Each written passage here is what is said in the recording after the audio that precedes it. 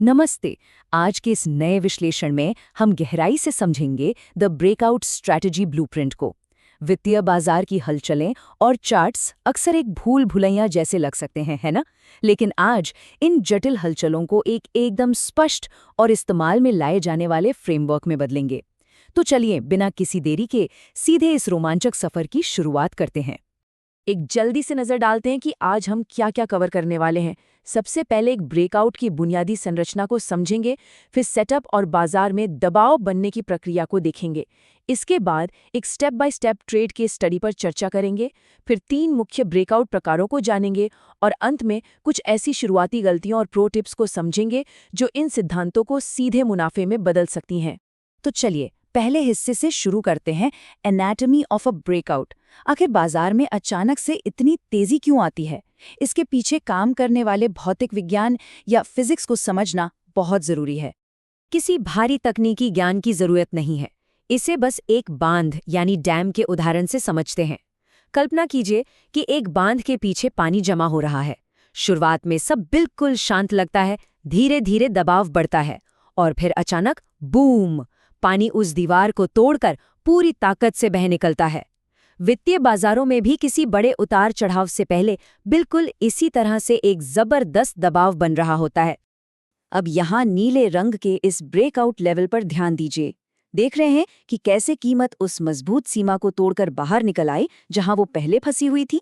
ये दृश्य बिल्कुल उसी बांध के टूटने जैसा है जिसके बारे में अभी हमने बात की। जब कई दिनों से रुकी हुई बाजार की ऊर्जा अचानक इस तरह रिलीज होती है तो उसे ही असली ब्रेकआउट कहा जाता है। अब आते हैं अपने अगले पड़ाव पर, the setup, building pressure. Charts को सही ढंग से पढ़ने के लिए कुछ बेसिक शब्दों का स्पष्ट होना जरूरी है। यहाँ 3 मुख्य शब्द हैं जिन पर हमें ध्यान देना है। पहला है कंसोलिडेशन, जिसका मतलब है जब कीमत एक ही रेंज में साइडवेज दिशा में चलने लगे। दूसरा है रेजिस्टेंस, जो एक ऊपरी छत की तरह काम करता है जिससे कीमत बार बार टकराकर नीचे आ जाती है। और तीसरा सपोर्ट, जो एक निचली मंजिल या फर्श के समान है जहां से कीमत बार बार उछलकर ऊपर जाती है। इस नीली गेंद को ही देख लीजिए, कैसे ये सपोर्ट वाले फर्श और रेजिस्टेंस वाली छत के बीच लगातार उछल रही है। जब भी किसी एसेट की कीमत इस तरह एक रेंज में फंस जाती है तो समझ लीजिए कि बाजार के भीतर एक भारी दबाव लगातार बन रहा है। चलिए इसे एक बंद दरवाजे के बेहतरीन उदाहरण से समझते हैं। रेजिस्टेंस को टेस्ट करने का मतलब है जैसे बहुत सारे लोग मिलकर एक बंद दरवाजे को लगातार धक्का दे रहे हों, और जैसे ही वो ताला टूटता है सब के सब एक साथ अंदर की ओर दौड़ पड़ते हैं। बिल्कुल यही भीड़ और ऊर्जा कीमत में एक बहुत ही मजबूत और तेज उछाल पैदा करती है। तो सिद्धांत की बातें हो गई, अब बढ़ते हैं सीधे प्रैक्टिकल उपयोग की तरफ। हमारी step by step trade case study वाले भाग में हम एक गणित आधारित ट्रेड का विश्लेषण करेंगे ताकि कोई भी कंफ्यूजन बाकी ना रहे। एक सफल रणनीति के लिए मुख्य रूप से इन 4 सटीक चरणों का पालन करना होता है। पहला कदम कंसोलिडेशन की पहचान करना, दूसरा रेजिस्टेंस लेवल को मार्क करना, तीसरा ब्रेकआउट के होने का इंतजार करना और अंत में चौथा चरण एग्जीक्यूशन यानी सही समय पर ट्रेड में प्रवेश करना।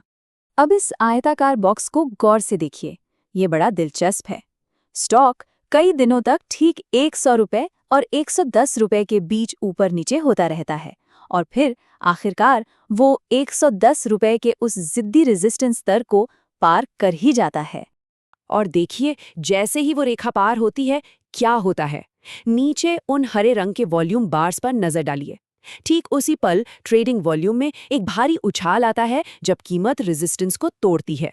ये बढ़ा हुआ वॉल्यूम कोई आम बात नहीं है, यही वो सबसे बड़ा ग्रीन सिग्नल है जो कंफर्म करता है कि ये ब्रेकआउट बिल्कुल असली है।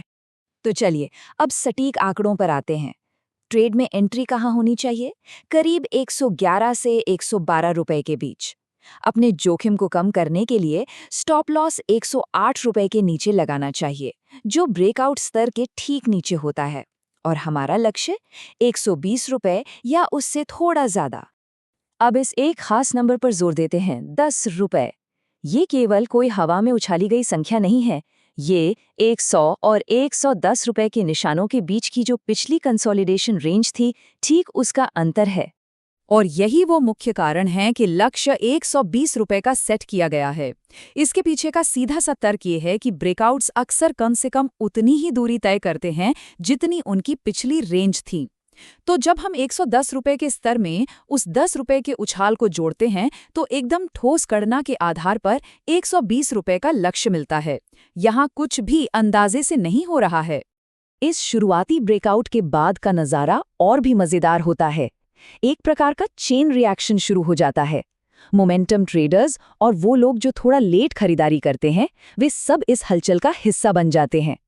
इस सामूहिक खरीदारी का नतीजा ये होता है कि कीमत और भी ज्यादा तेजी से ऊपर की ओर भागने लगती है। खैर, आइए आगे बढ़ते हैं और देखते हैं कि अलग-अलग बाजार स्थितियों में ये रणनीति कैसे लागू होती है। हमारा अगला भाग है 3 मुख्य प्रकार के ब्रेकआउट। बाजार मुख्य रूप से 3 अलग-अलग तरीकों से अपनी सीमाओं को तोड़ सकता है।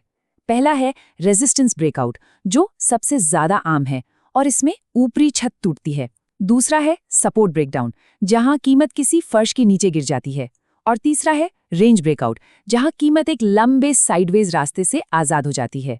जब हम इन सभी स्ट्रक्चरल पैटर्न्स को एक साथ एक ही जगह पर देखते हैं तो चीजें और भी स्पष्ट हो जाती हैं। इस सघन अवलोकन का पूरा मकसद ही यही है कि जब असली बाजार में ऐसे पैटर्न्स बने तो उन्हें आसानी से और तुरंत पहचाना जा सके।